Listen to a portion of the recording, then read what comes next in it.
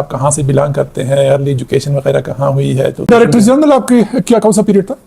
کیا ایونٹس آپ ریکال کرتے ہیں جو میجر ایونٹ ہوئے؟ ایک تو شاید نیشنل کلائمیٹ چینج پالیسی آ گئی تھی.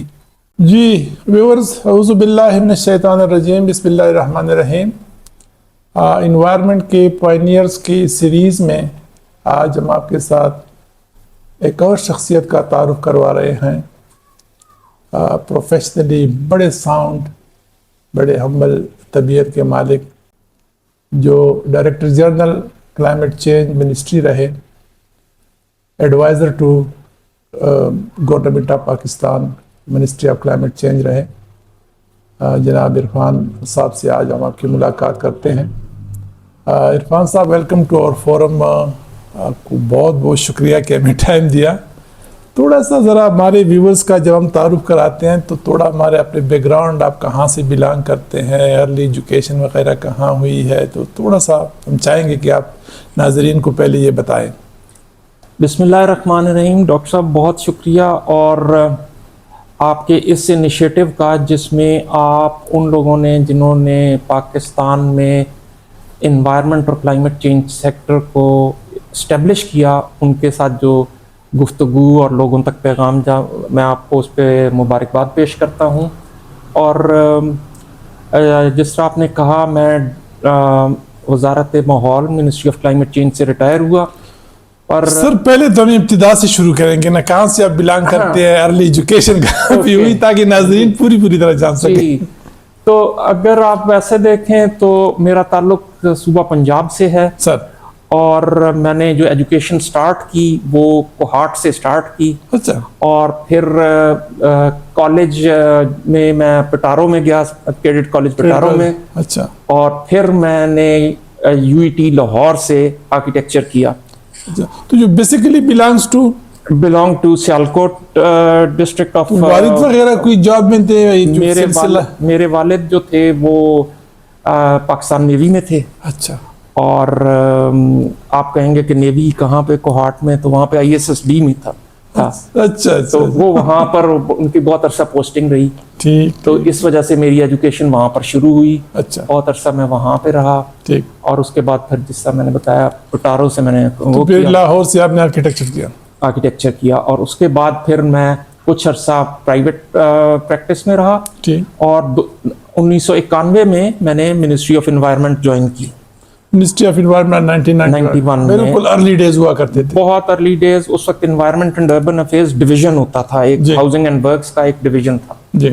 اور وہ جوائن کرنے کے بعد آپ کو پتا ہے کہ وہ دور تھا جس وقت ارتھ سمٹ کی تیاری تھی، 1992 کی ارتھ سمٹ، جس میں پاکستان نے اپنا landmark document NCS national conservation strategy پہلی بار لانچ کیا.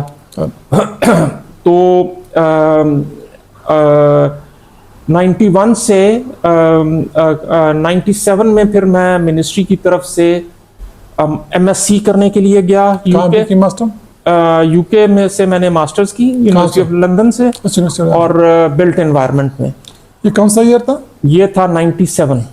اچھا 97. اور پھر اس کے بعد میں واپس آیا اور کچھ عرصہ میں پنجاب میں ڈیپوٹیشن میں پہ رہا، پلاننگ اینڈ ڈیولپمنٹ ڈپارٹمنٹ میں. اچھا. PND پنجاب. ٹھیک. 2005 میں واپس منسٹری میں آیا اور اس کے بعد سے 2022 تک میں منسٹری میں رہا. ٹھیک. اور اس ٹینیور کے دوران پھر پاکستان کے جتنی بھی کی فوکل پوائنٹ پوزیشنز تھیں، GEF, UNFCC، UN habitat, IPCC، ان سب کا ثاقب اور یہ سب ان میں کام کرنے کا موقع ملا. بڑا کلوز. ڈائریکٹر جنرل آپ کے کیا کون سا پیریڈ تھا؟ ڈائریکٹر جنرل تھا 2013 سے 2022 تک. 2013 سے 2022، آلموسٹ 9-10 ایئرس. 9-10 ایئرس. کیا ایونٹس آپ ریکال کرتے ہیں جو میجر ایونٹ ہوئے؟ تو شاید نیشنل کلائمیٹ چینج پالیسی آ گئی تھی. اگر آپ دیکھیں تو یہ وہ دور تھا جب پاکستان میں ہم انوائرمنٹ کو سمجھ کے تو یہ ڈیفائن کرنے کی کوشش کر رہے تھے کہ ہمیں کیا کرنا ہے. تو سب سے پہلا جو کام ہوتا تھا وہ پالیسیز کا، جس طرح بھی آپ نے کہا. جی. تو اس دور میں بہت ساری پالیسیز بنی. اس دور میں नेशनल एनवायरनमेंट पॉलिसी बनी, नेशनल ड्रिंकिंग वाटर पॉलिसी बनी, नेशनल सैनिटेशन पॉलिसी बनी, फिर 2000 तकरीबन 2016 के करीब हमने नेशनल क्लाइमेट चेंज पॉलिसी बनाई जी। और इसके अलावा भी और काफ़ी सारे पॉलिसी डॉक्यूमेंट्स बने। और जो अगर आप कहें मेजर इवेंट्स, तो जिस तरह अगर मैं कहूँ 92 का मेजर इवेंट था अर्थ समिट, ठीक है। फिर 2020 में रियो प्लस 20 जो 20 साल एनिवर्सरी थी अर्थ समिट की, ठीक है। और फिर उसी दौर के साथ साथ जो क्लाइमेट चेंज की कॉप्स थी और उसमें मेजर हम जो कॉप्स है, जो नेशनल डिटरमेंट कंट्रीब्यूशन इंडिसेस पे, उस पे ज़रा हम आपसे तफसील से अगले सेशन में बात करेंगे। थोड़ा जो हमारे व्यूअर्स है, ख़ासकर हमारे पास हमारे फॉलोअर्स में स्टूडेंट्स भी है, इन्वायरमेंट के प्रैक्टिशनर भी है, तो उन पे ज़रा हम थोड़ी सी तफसील से बात करेंगे। पहले आपका जो प्रोफेशनल वो है डायरेक्टर जनरल 2022 में रिटायर, फिर आप कुछ एडवाइज़र भी रहे, वो क्या पोजीशन थी? जी, दो साल मुझे फिर सरकार ने एडवाइजरी पोजीशन में वहाँ पे रखा मिनिस्ट्री में। और उस टेन्योर में देखें आप, अगर मैं मेजर अचीवमेंट कहूँ तो पहली बार पाकिस्तान में UN एनवायरनमेंट डे मनाया गया। अच्छा। और वो बड़े अच्छे तरीके से हमने उसको कोऑर्डिनेट करके वो किया। और पाकिस्तान के कई प्रोजेक्ट्स उस वक्त यूनेप ने फ्लैगशिप के तौर पे वो किए, जिसमें से एक ये बिलियन ट्री सुनामी भी था। और पाकिस्तान को बहुत अच्छी रिकग्निशन मिली इसमें। इस दौर में जो अगर बहुत अच्छी अचीवमेंट मैं पाकिस्तान के लिए कहूँ, वो जितने भी इंटरनेशनल फोरम्स थे, जेफ पाकिस्तान कमांडिंग पोजीशन में था, चेयर पे था, UNFCCC के ब्यूरो में था, IPCC के ब्यूरो में था, एशिया पैसिफिक रीजन को चेयर कर रहा था,